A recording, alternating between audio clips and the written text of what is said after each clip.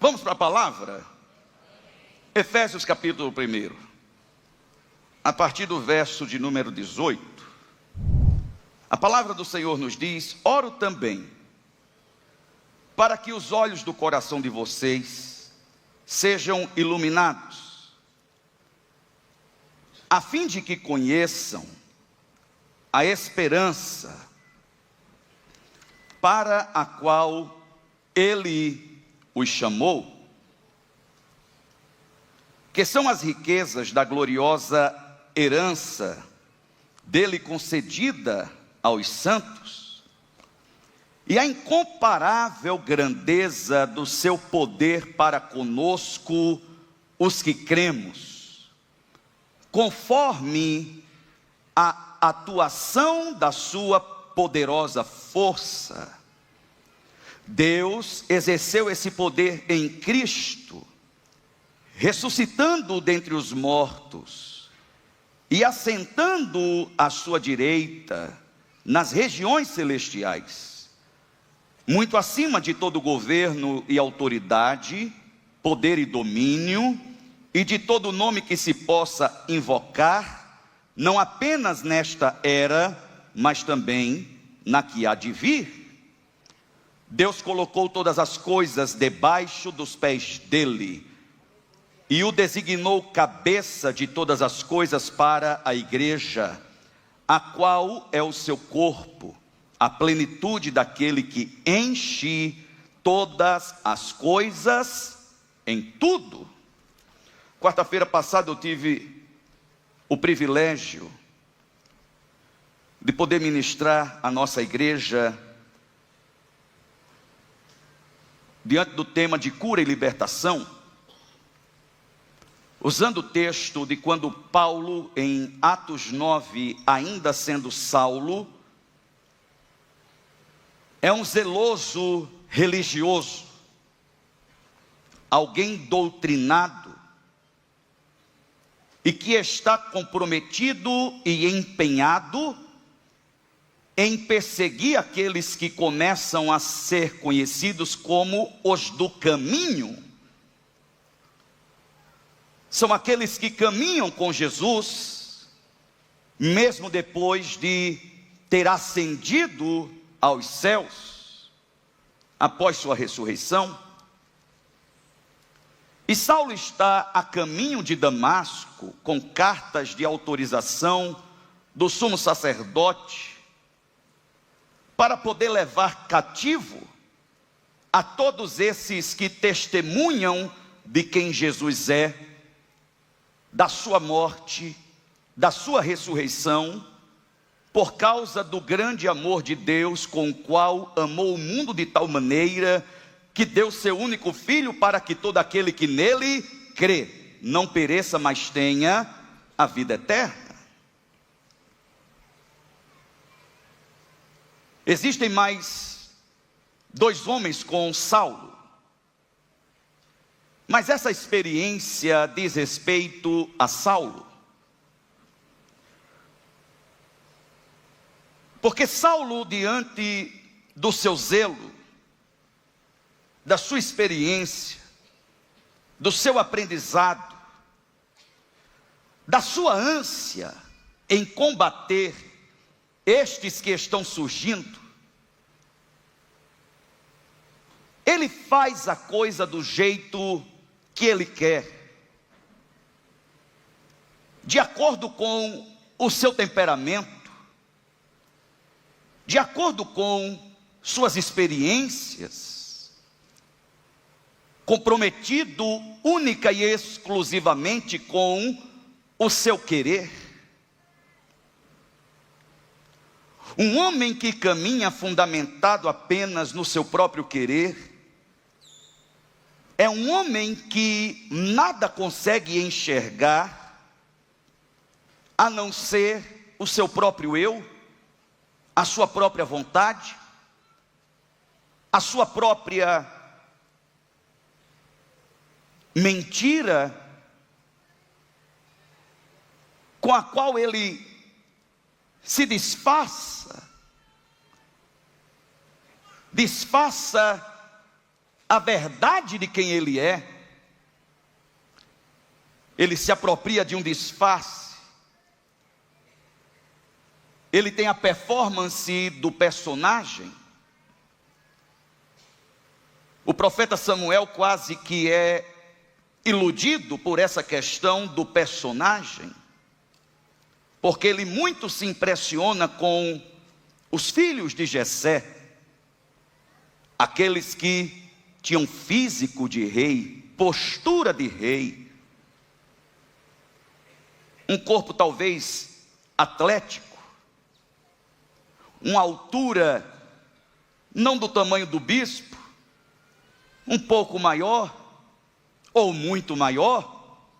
Eu poderia ter nascido com uns 8 centímetros a mais, que custava, Senhor, mas eu sei que a matéria-prima com a qual o Senhor me fez é muito cara. Eu entendo, está tudo bem. E a voz de Deus fala com o profeta. O homem, Deus não vê como o homem vê. Saulo está empenhado, Saulo está comprometido consigo, fazendo o que quer, do jeito que quer, até que uma luz vinda do céu, como está escrito em Atos 9, resplandece e brilha. E quando essa luz resplandece e brilha, Saulo fica cego dos seus olhos, mas ele ouve uma voz que diz: Saulo, Saulo, por que me persegues? E Saulo pergunta: quem és tu, Senhor? E ele diz: eu sou Jesus. Agora se levante, porque alguém dirá o que você deve fazer. Diga comigo: alguém. Diga forte, diga: alguém dirá o que você deve fazer. Não existe nada pior do que sermos mandados, do que termos alguém superior a nós nos mandando fazer o que já sabemos que devemos fazer. Você que é pai e mãe, principalmente nesse período de férias, enquanto os professores estão se recuperando, você está à beira da loucura, e você está clamando aos céus: termina logo essas férias, pela caridade santa.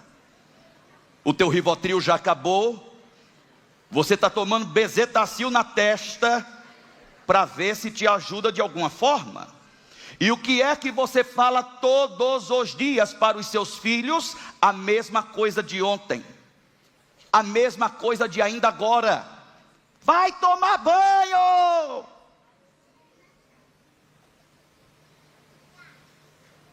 O que é que o menino faz? Não toma banho. O que é que você faz? Fala de novo: vai tomar banho, peste.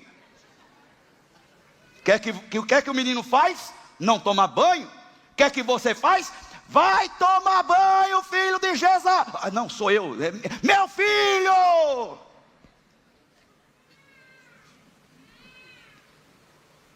Adolescente: ai, vai trocar de roupa.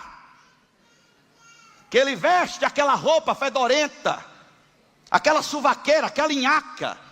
Você entra dentro do quarto dele, dentro do quarto dela, aquele cheiro de enxofre.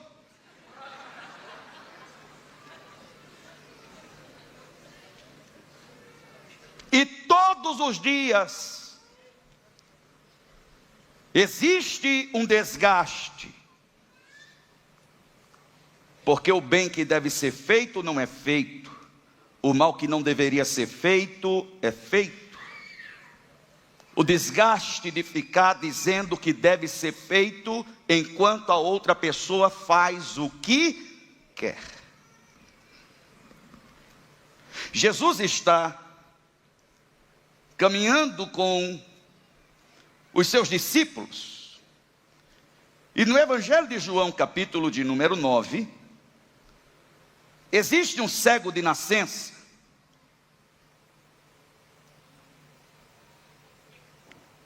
E existe uma grande questão quando alguém nascia com certa deficiência,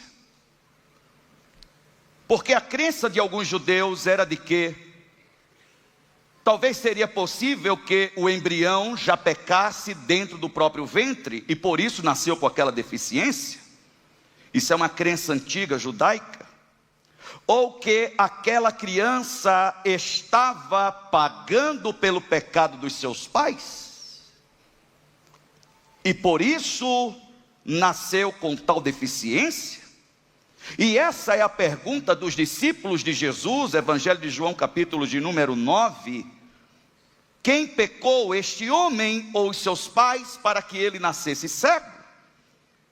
É quando Jesus responde: nem ele, nem seus pais pecaram, mas assim nasceu para que se manifestasse a glória de Deus.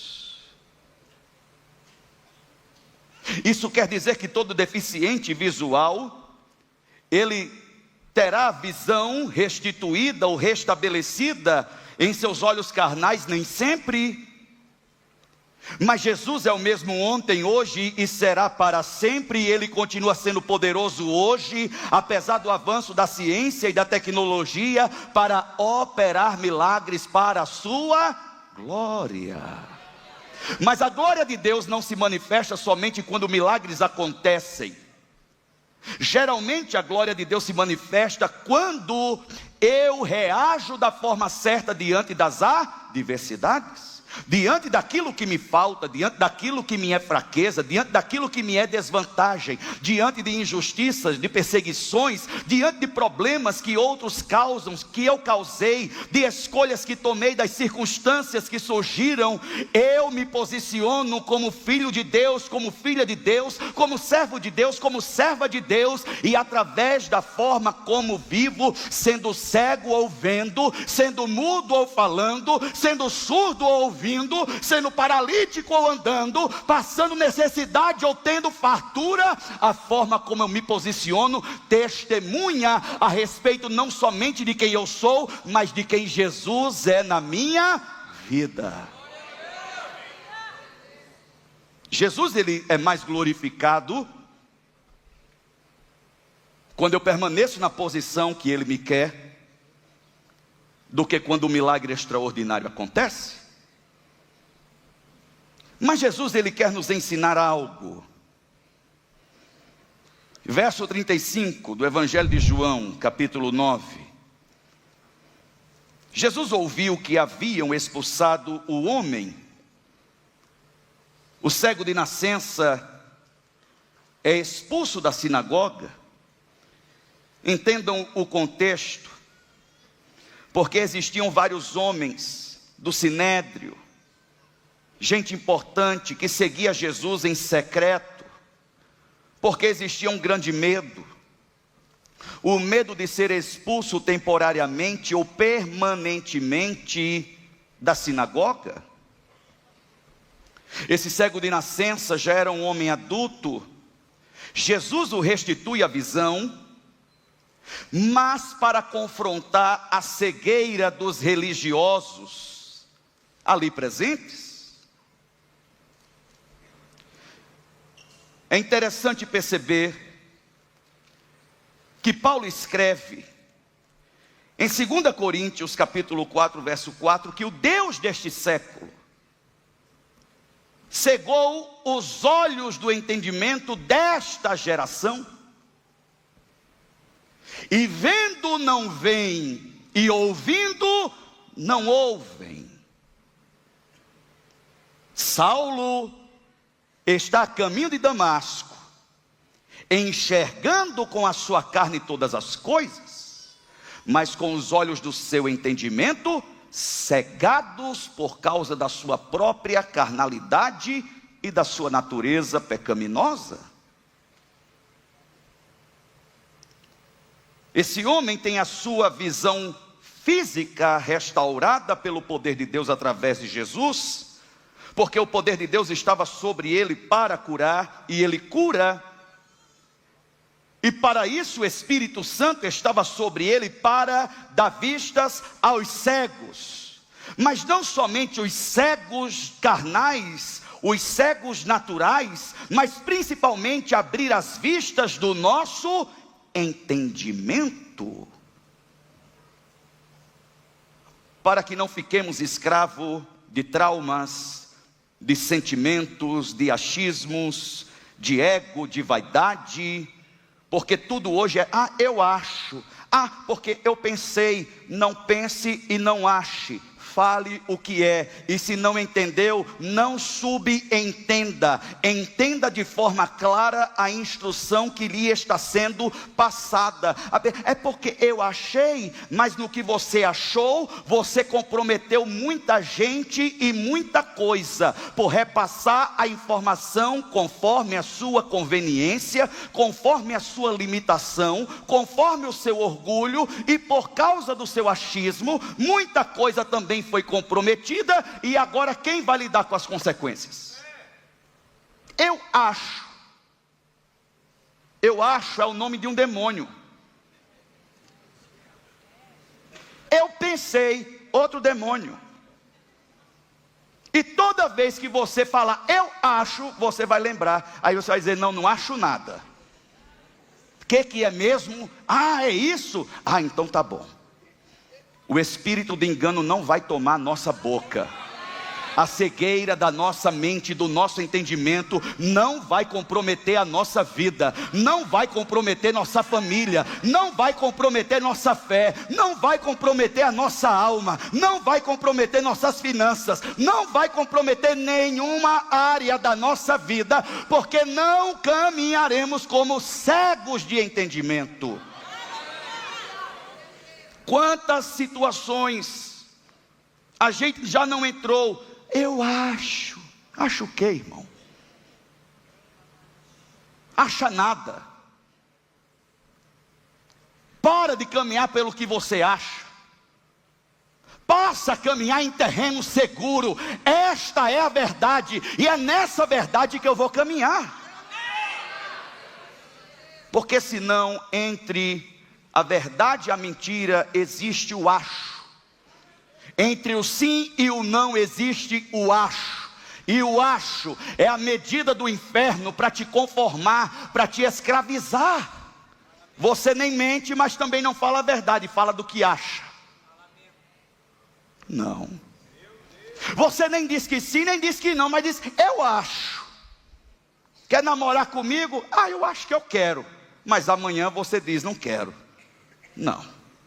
Quem é filho de Deus, quem é filha de Deus, não tem um acho como medida na sua boca, mas tem um sim, tem um não. E sobre esse sim e sobre esse não, Deus tem o seu sim e o amém sobre a tua vida. Posicionamento gera rupturas, são necessárias. Mas essa é a forma de nos conduzirmos. Porque ao ter as vistas recuperadas, ou melhor, dada a ele, porque nunca tinha visto, Jesus está confrontando os religiosos da época, porque o alvoroço é muito grande pelo milagre que havia acontecido. Em todos os 4 evangelhos, esse é o único milagre na vida de alguém que nasceu com certa deficiência. Em Atos dos Apóstolos vemos mais 2 ou 3 que nascem com uma deficiência e tem um milagre operado em suas vidas. Os religiosos, os líderes da época chamam aquele homem, questionam a respeito do que lhe aconteceu. Ele diz: o que é que você diz de quem fez isso? Ele diz: é um profeta. Eles escarnecem do homem, desprezam o homem, dão um sarrafo no homem, chamam o pai e a mãe desse homem. O pai e a mãe, com medo de serem expulsos da sinagoga, diz: olha, ele já tem idade para falar, pergunta para ele. Uma coisa eu sei, nasceu cego e agora está vendo. Novamente chamam um homem. Perguntam para aquele que era cego. Diga comigo, era. Diga forte, diga, era cego. O que você diz a respeito do homem que operou? Não sei. O que eu sei é que eu era cego e estou vendo. E que ninguém mal pode fazer alguma coisa boa se Deus não for com ele. E deixa eu dar uma instrução para você que é a igreja. Não se preocupe com sua teologia para falar a respeito de quem é Jesus. Porque quando a gente não tem teologia e doutrina para falar a respeito de quem é Jesus, e é bom que você não se utilize de teologia e doutrina para falar a respeito de quem é Jesus, porque é uma apresentação muito formal, muito fria. A melhor forma de você falar a respeito de quem é Jesus, e não a igreja evangélica, e não o bispo Bruno, e não qualquer outro pastor, qualquer outro cantor, cantora, qualquer outra influência, mas a respeito de quem é Jesus. O mundo está em busca de alguém que não decepcione mais o mundo, que não frustre mais a esperança do mundo, e nós não encontraremos no Instagram alguém que não vai decepcionar o mundo. Nós encontraremos no mundo aquele que é a luz do mundo, e o nome dessa luz é Jesus Cristo de Nazaré. Não se utilize de teologia e doutrina, mas fale a respeito da sua experiência. Olha, eu não sei quem ele é, não posso falar a respeito da sua natureza, porque não o conheço, eu não via, agora vejo, e de uma coisa estou certa: ninguém mal pode fazer algo tão maravilhoso quanto ele fez. O que é que Jesus está fazendo na sua vida? O que é que Jesus está fazendo hoje na sua vida? O que é que Jesus já fez na tua vida desde o começo da tua caminhada com Ele? É sobre isso que o mundo precisa ouvir. Porque minha família era maldita, minha família era desgraçada, tinha tudo para termos um lar destruído, mas Jesus entrou na nossa história, fomos livres do engano, livres da maldição, livres do pecado, perdoados, abençoados, restaurados, e estamos aqui para a glória do nome dEle. Eu não sou tão teológico quanto o pastor Marquinhos, aproveitar esse ou que ele deu. Eu não sou tão doutrinário quanto o pastor Agapito, que está me olhando como os escribas olhavam para Jesus.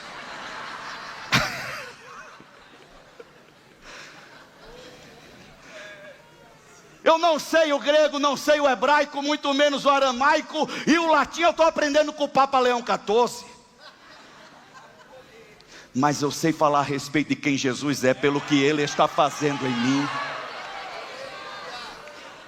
Diga comigo, vou falar. Diga forte, diga, vou falar. A respeito de quem Jesus é, a partir do que Ele está fazendo em mim.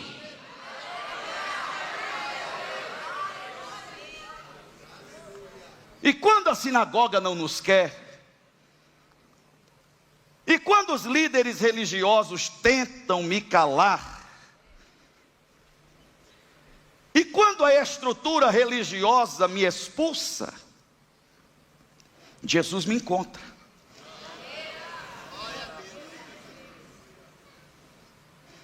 Porque religiosos são cegos, mas aqueles que são encontrados por Jesus têm sua vista do entendimento aberta. Jesus encontra Saulo no caminho de Damasco, e a luz que brilha do céu cega os seus olhos carnais, para que Jesus lhe ensinasse a enxergar as coisas da forma certa. E Paulo depois escreve que o homem natural enxerga as coisas segundo a sua natureza, mas o homem espiritual, quantos homens e mulheres espirituais nós temos aqui nessa manhã? O homem que é residência do Espírito Santo no seu interior. discerne as coisas pelo Espírito. É por isso que o apóstolo diz que a nossa luta não é contra a carne nem sangue, que as nossas armas não são carnais, mas são poderosas em Deus. Porque se você enxerga com os seus olhos carnais, você só consegue ver o que a carne te permite ver. É quando você luta a batalha errada, é quando você ataca o inimigo errado. É por isso que muito casamento acaba. É por isso que muitos filhos são feridos pelos pais e muitos pais feridos pelos filhos. É por isso que muitos lares estão desestruturados. É por isso que existe muita rebeldia dentro da igreja. É por isso que existe muita insubmissão e complexo de perseguição. O mundo está conspirando contra mim, lá no teu trabalho, lá no teu departamento, lá no teu escritório. Deixa eu te contar uma coisa: tu não é a última bolacha do pacote, e se for, está toda quebrada, e você vai ser jogada fora. Menos. Faz assim com a mão, ó. Menos. Quem é que está querendo perder tempo para te perseguir, florzinha de Jesus? Tu tem o que para o povo ter inveja de tu? A não ser a graça de Deus na tua vida. Ó, vai te humilhar debaixo da poderosa mão de Deus. Ainda que você se pergunte quando é mesmo que vai chegar a parte da exaltação, porque eu já não aguento mais ser humilhado. Vai você para debaixo da poderosa mão de Deus. Humilhai-vos, pois, debaixo da poderosa mão de Deus, para que no tempo oportuno Ele vos exalte. Menos. Tem um hate. Hate o que, irmão? Eu tenho tempo lá para ter hate. É porque a irmã não gosta de mim. Que não gosta o quê, irmã? A irmã nem está te vendo. Tu não faz nada, só faz falar mal dos outros. Quantos empregos tu já perdeu por causa do teu jeito, por causa desse jeito, por causa dessa cisma? De quantas igrejas você já mudou por causa desse teu jeito, por causa dessa tua cisma? Porque eu estou sendo perseguido. O espírito de Jezabel mirou em mim. Cala a boca. Que eu estou cansado desses crentes sem raiz, que tem folha, que nem a figueira, mas não tem fruto. Crente que frutifica não está preocupado com perseguição, porque está discernindo tudo pelo Espírito, e por ninguém é discernido, porque Deus o esconde debaixo das asas dele, e ele pode descansar no esconderijo do Altíssimo. Verso 35, Jesus ouviu que haviam expulsado o homem, e ao encontrá-lo, diga comigo, eu fui. Diga forte, meu filho, pelo amor de Deus, diga, eu fui encontrado pela graça, quando o mundo me rejeitou. Foi excluído da igreja, foi expulso da igreja, foi tirado do ministério, está sendo rejeitado pelas panelinhas da igreja. Deus vai entrar nessa panelaria, Deus vai chutar panela e vai chutar tampa. Deus vai acabar com essa mafiazinha, com esse grupinho desgraçado. Deus vai entrar pelo meio desse povo, que é de preferência, que é de status. Deixa eu ver o extrato bancário, para ver se pode fazer parte. Eu faço parte daqueles que lavaram as suas vestes no sangue do Cordeiro. Vai para o quinto dos infernos, tu, tua panelinha e quem mais quiser ir. Vamos, ouve a palavra do Senhor nessa manhã. Adore o nome dele nessa manhã, porque a palavra dele nos sara, nos cura, nos liberta.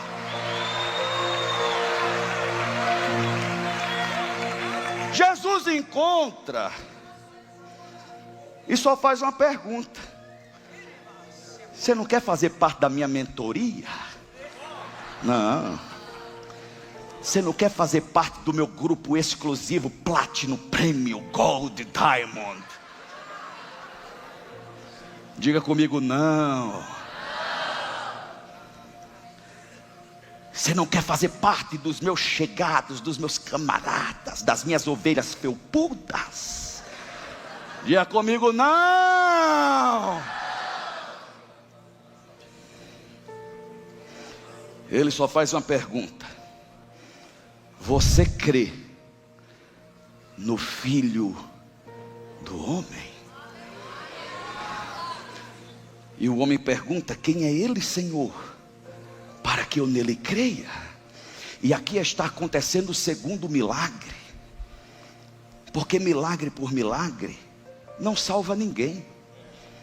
Eu já expulsei demônio de gente, que quando o demônio saiu eu perguntei: agora você não quer receber Jesus no seu coração?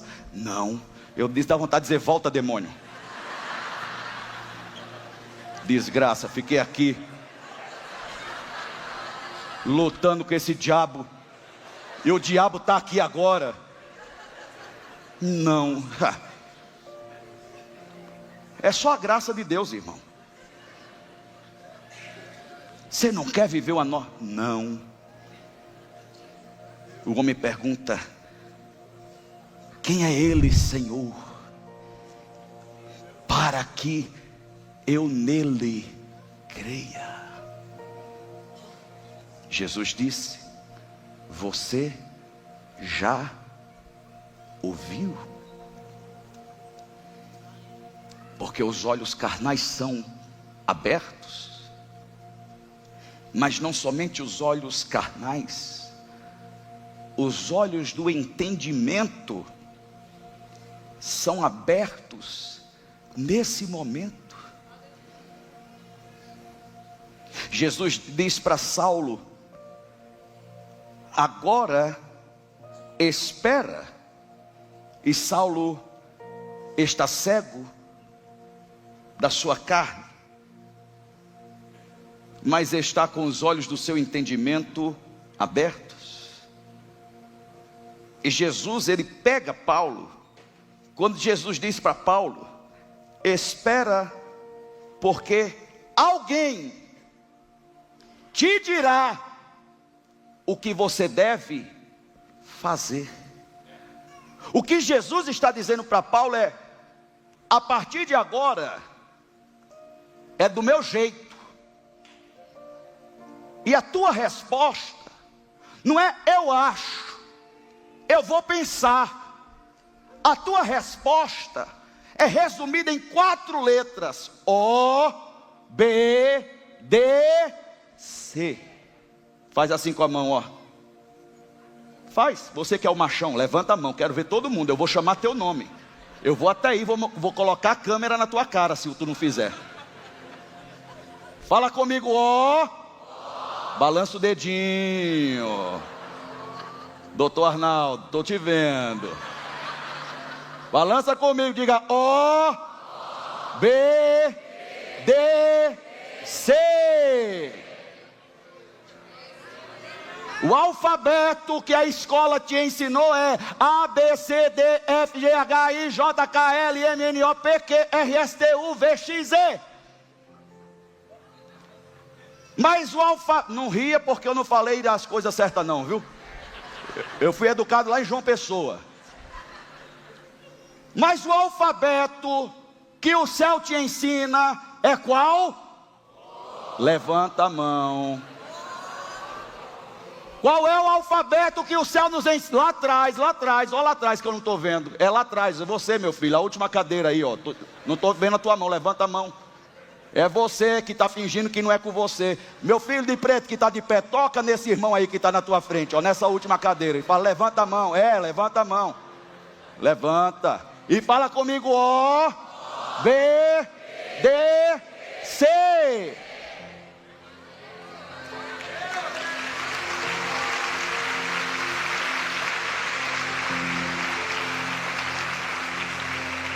Então o homem disse, Senhor, eu creio.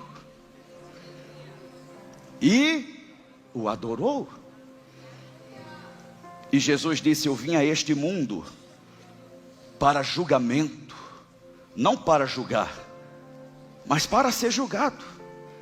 Porque estavam questionando, apesar do homem cego de nascença estar vendo, estavam querendo entender o currículo de quem foi usado para o milagre acontecer. Irmão, sabe qual é o nosso problema? É que ao invés da gente ouvir a voz de Deus, através da pessoa que Deus escolheu usar, a gente está analisando o currículo da escolha de Deus. Não, Deus está enganado, não pode ser. Não, Deus não viu, não é possível. É por isso que a incredulidade fecha o nosso coração, porque a gente está deixando de beber da água para analisar o cano. Eu estou deixando de beber a água para ver qual é a marca da torneira. Eu quero lá saber que torneira é. Eu quero lá saber qual, se é tigre, se é amanco, se é de plástico, se é de metal, se é de cobre. O que eu quero saber, está chegando água, porque eu estou com sede, e quem tem sede quer água, quem tem sede não quer torneira, não quer cano, porque até uma poça d'água para quem tem sede é como a nascente de água pura. E Jesus, ele diz: aquele que tem sede, venha a mim e beba da água da vida. A gente é formado onde? Em Cambridge. Quem pagou? É filho de quem? Fala em língua estranha. Que dons do Espírito? É amigo de quem? Segue o Lula? Segue o Bolsonaro? Deixa de ser ridículo. Vai dar conta da tua vida, porque no dia do juízo final, Ele não vai querer saber quem é que tu seguiu ou deixou de seguir, de que partido tu era, quem tu admirava. Ele não quer saber. Vamos lá, quem tu é? É lavado e remido? Ou é só mais um fã? Não. Jesus quer encher esse lugar. Jesus quer tomar esse lugar. Jesus quer despertar milagres, prodígios, sinais e maravilhas nesse lugar. Mas você precisa parar de analisar quem é. Deixa Jesus, porque Jesus, Ele usa quem quer, do jeito que quer, quando quer. Ele faz o que quer. O que importa é que Ele cresça, é que eu diminua, é que Ele apareça.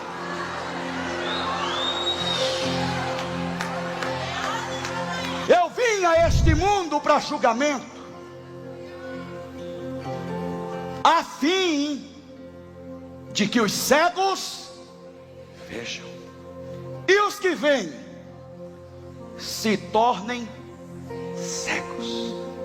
Porque eu não vim para explicar, eu vim para confundir, eu vim para separar aqueles que são daqueles que não são, os justos dos injustos, os crentes dos incrédulos. E quem não tiver o coração como de uma criança, diga comigo, criança. Diga forte, criança. Vindo para a igreja, eu falei com a Sofia, minha neta. Eu disse: você vai viajar, minha filha? Se bobo, mas você vai me deixar aqui sozinho? É o que você faz quando você viaja também. Eu disse: ah, bandida.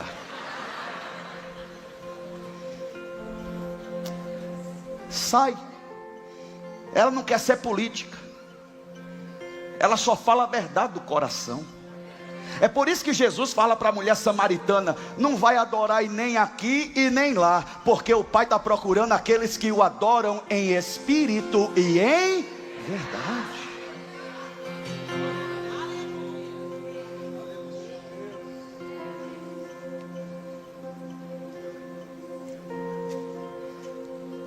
O que Jesus quer é te levar mais fundo do que você já foi. O que Jesus quer é abrir os olhos do teu entendimento. O que Jesus quer é que você veja com o coração puro e não contaminado, porque para os puros tudo é puro. E se os teus olhos forem bons, todo o teu corpo terá luz. Eu não fui com a cara daquele irmão, e eu com a tua? Não, ele tem um jeito meio assim, e o teu jeito?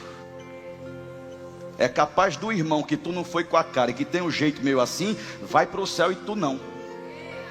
E se tu se preocupar mais com a tua cara e com o teu jeito do que com a cara e o jeito dos outros? E se você passar teu coração como de uma criança e aceitar o outro do jeito que o outro é, enquanto Jesus está fazendo algo na tua vida, também está fazendo algo na vida desse outro. E se o outro não chegou onde você já se encontra, porque você não tem paciência, entendendo que ele está caminhando e é questão de tempo até ele chegar onde você está. E se você se julga à frente, por que você parou?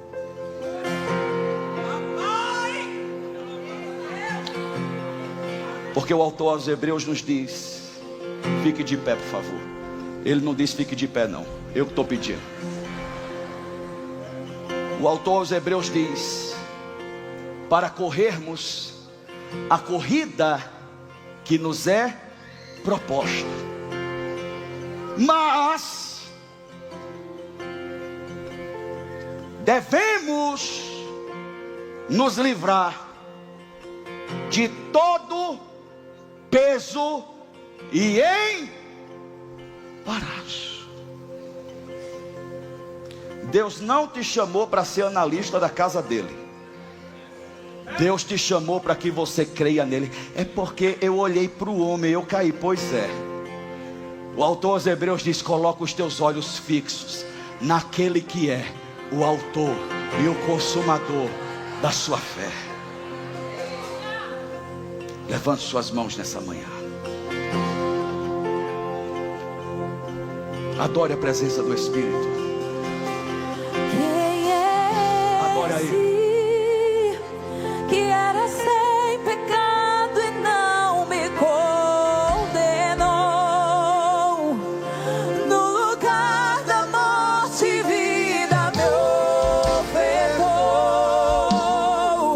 O Cordeiro que por mim se entregou, que os meus pecados levou. Quem é esse que era sem pecado e não me condenou? No lugar da morte e vida me ofertou. O Cordeiro que